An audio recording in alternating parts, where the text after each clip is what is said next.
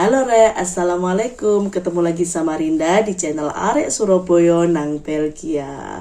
Nuruti pertanyaan kalian di kolom komentar. Hari ini aku mau ngebahas tentang serba-serbi kegiatan PhD by Research di luar negeri. Terutama yang aku lakukan sekarang. Aku lagi PhD di Ghent University di Belgia.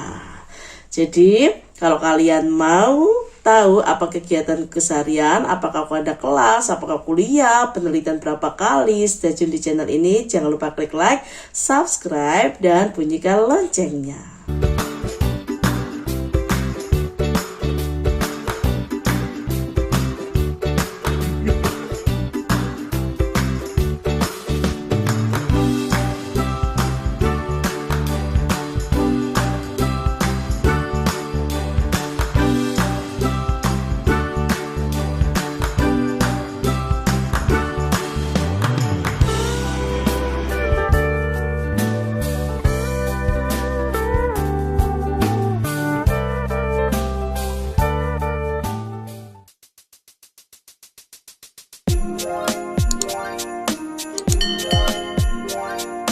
Sebelumnya sebenarnya aku udah sering ngobrolin tentang kegiatanku di sini tuh ngapain aja. Kayak setiap hari aku ngapain, terus penelitian itu berapa kali, harus nulis kayak gimana. Tapi sekilas-kilas kali ya di antara vlog-vlog yang lain. Nah, yang vlog ini khusus kegiatannya apa? Sebenarnya S3 di luar negeri, apalagi yang by research, itu mirip-mirip seperti kerja sih, Re. Aku juga sebenarnya baru ngeh setelah melakukan di sini, karena memang sepengetahuanku saat kerja di Universitas Indonesia itu mirip-mirip dengan S2 yang ada kuliah, terus ada banyak sidang-sidang, banyak ujian-ujian yang berjenjang. Tapi setelah sampai sini, ternyata kuliah S3 di luar negeri yang kulakukan di Belgia ini lebih mirip pekerjaan. Bahkan sebenarnya jenjang doktorat atau jenjang postdoc di sini aku termasuk lapangan kerja, termasuk pekerjaan. Jadi juga digaji, ada hak kewajiban. Jadi bukan seperti sekolah. Kalau di Indonesia kan sistemnya lebih ke sekolah. Kalau di sini lebih ke pekerjaan. Jadi kalau doktorat atau postdoc itu jatuhnya lebih ke research, lebih ke research staff. Kegiatannya tuh ngapain aja. Nah, kalau aku sudah hampir 4 tahun di sini, kegiatannya sebenarnya banyak di ngantor. Selain ngantor, juga ada nge-lab, terus penelitian. Penelitian ini bisa penelitian di lapangan, penelitian di lab. Kalau aku sendiri karena aku kegiatan di animal nutrition, jadi aku penelitian di lapangan dulu, kemudian ambil sampel, baru mengolah sampelnya itu di lab. Setelah penelitian sudah, nge-lab sudah, itu mulai menulis jurnal, menulis publikasi, dan targetnya di sini kategorinya itu kayak A1. Maksudnya apa? Kita pakai standar itu bukan pakai standar Scopus, tapi pakai standarnya Clarivate. Jadi ada ranking-rankingnya sendiri. Yang terindeks yang ada di Clarivate itu kadang-kadang nggak ada di Scopus, atau sebaliknya, meskipun tinggi di Scopus belum tentu di indeksi Clarivate itu ada. Cuman aku sendiri ngikutin yang ada di sini seperti apa. Jadi ulangi lagi ya, mulai dari ngantor, penelitian di lapangan, nge-lab, kemudian nulis jurnal. 4 kegiatan ini bisa dilakukan beberapa kali, tergantung kalian researchnya berapa series. Karena PhD by Research itu sebenarnya goalnya adalah menemukan solusi sebuah permasalahan yang kalian rumuskan dalam proposal atau yang disetujui bersama supervisor. Kemudian dalam perumusan penyelesaian masalah ini dilakukan beberapa penelitian, nggak cuma satu penelitian, macam-macam. Ada yang 2, ada yang 3, ada yang 4, ada yang 5, bahkan 7. Kalau aku sendiri ini 4 series penelitian, tapi untuk dijadikan jurnalnya ada 3 jurnal. Jadi yang 2 penelitian pertama itu jadi 1 jurnal. Jadi itu ya, jadi itu dari tahun pertama itu sudah mulai mempersiapkan penelitian. Ada yang sudah mulai penelitian. Jadi aku tahun pertama sudah mulai nge-lab, tapi ada juga tahun pertama itu masih kayak review. bikin review artikel, dalam artian ini cari basicnya, cari fondasi sebuah penelitian itu. Kemudian tahun kedua baru mulai penelitian pertama, tahun ketiga penelitian kedua, atau bisa dikombinasi. Jadi kegiatan itu bisa diulang 3-5 kali tergantung dari series penelitian yang sudah sepakati bersama supervisor. Tergantung. Jadi dari awal-awal kalian bisa memperkirakan berapa banyak penelitian. Semakin lama, semakin banyak penelitian yang dilakukan, bisa jadi semakin panjang prosesnya. Nah, di luar dari kegiatan rutinitas itu, sebelum di luar rutinitas itu ya, setelah sudah selesai 3-5 kali penelitian dan nulis jurnal segala macam, mulailah kita menulis tesis. Bagaimana indikasi bisa menulis tesis? Itu biasanya kalau sudah terbit satu jurnal, atau tergantung persyaratan dari supervisor dan universitas. Kalau universitas sendiri minimal sudah terbit satu jurnal, sudah boleh menulis tesis, submit, dan sidang-sidang. Tapi ada beberapa supervisor, profesor yang mensyaratkan mungkin 2 artikel yang publis baru boleh dikategorikan sebagai mahasiswa tingkat akhir. Kalau aku alhamdulillah begitu terbit satu, profesorku sudah bilang oke, kamu sudah bisa mulai menyusun tesis, PhD tesisnya. Di sini jarang orang nyebut disertasi ya. Jadi tesis ya, PhD juga PhD tesis gitu. Jadi menulis tesis, setelah tesisnya selesai, disubmit.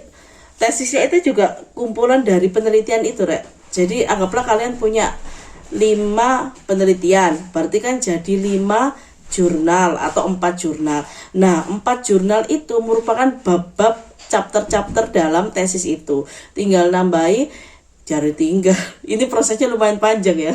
Nggak cuma semudah omonganku tinggal nambahi ABCD, tapi dilakoni aja. Jadi yang kurang adalah nambahi yang pertama adalah bab introduction sama chapter 1. Chapter 1 ini juga kayak general introduction, sama bab terakhirnya general discussion. Jadi bab terakhirnya adalah mengolah atau menganalisa dari keseluruhan penelitian itu, diskusi atau pembahasan apa yang bisa diambil. Nah, itu dari semua bab itu, jadi yang awal pendahuluan, kemudian disambung dengan bab-bab penelitian yang sudah terpublikasi dalam jurnal, dan terakhir ditutup dengan general discussion dan conclusion. Itu sudah bisa jadi tesis book untuk PhD.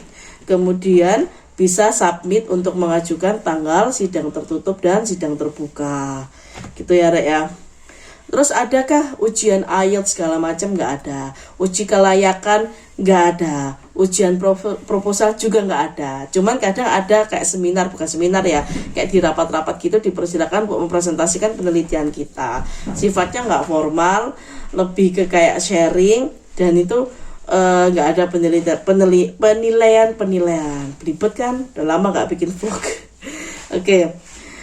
Kemudian ada ini lagi nggak, ujian etik. Nah, etik itu ada. Sebenarnya etik ini untuk yang pakai animal model ya. Kalau aku pakai animal model itu biasanya ada etik.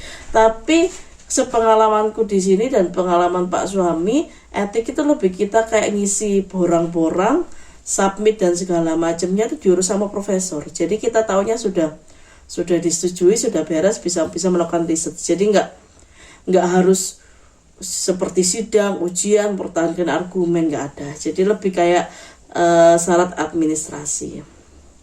Oke, itu yang kegiatan pokok, kegiatan bakunya dalam PhD by Research yang kujalankan di University Kent.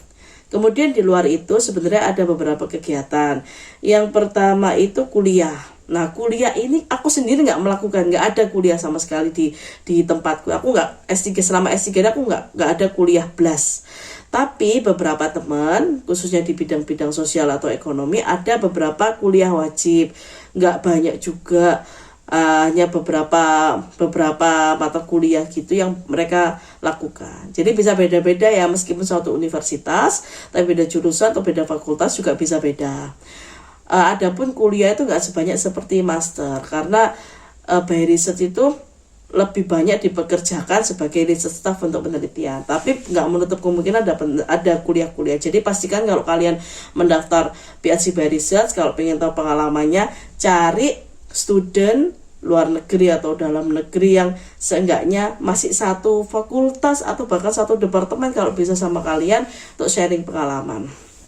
Nah, kemudian Ada juga international conference seminar, biasa di luar negeri dan dibiayai sama universitas atau beasiswa yang menanggung kalian.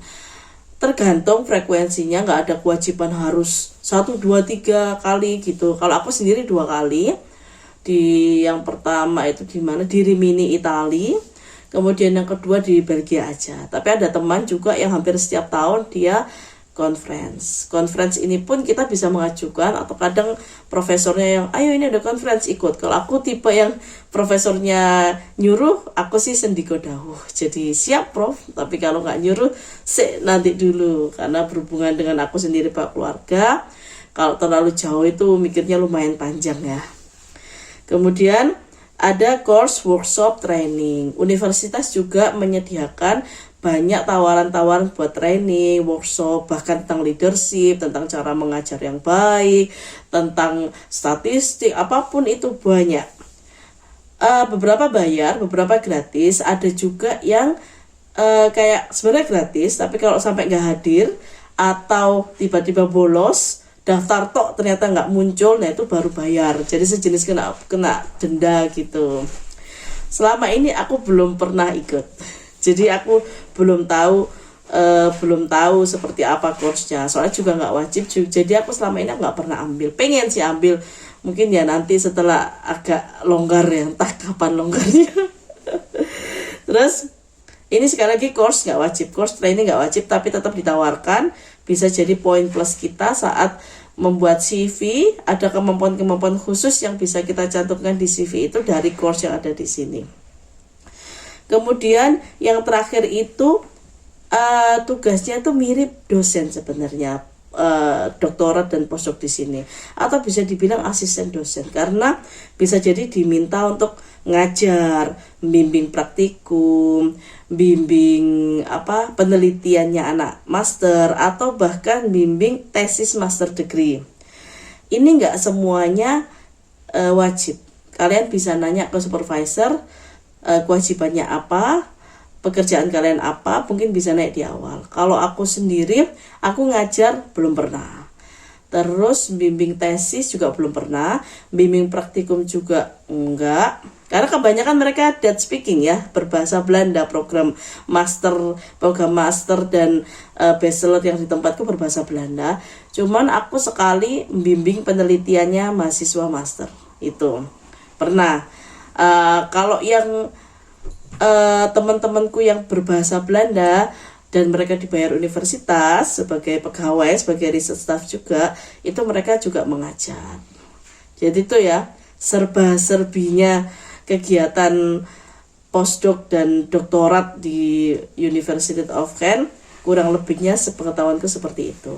Kalau ada teman-teman yang lainnya yang nonton vlog ini berpengalaman juga sepertiku, lagi ambil doktorat di kayak Antwerpen atau di Brussels, di KU Leuven, di negara yang lain, bahkan di Asia, monggo silahkan sharing pengalamannya di kolom komentar. Insya Allah jadi informasi yang bermanfaat dan berkah untuk kita semua. Itu gitu aja vlog kali ini. Kalau ada benarnya itu dari Allah, kalau ada salahnya dari saya mohon dimaafkan. Terima kasih. Assalamualaikum warahmatullahi wabarakatuh. Sehat selalu. Dadah.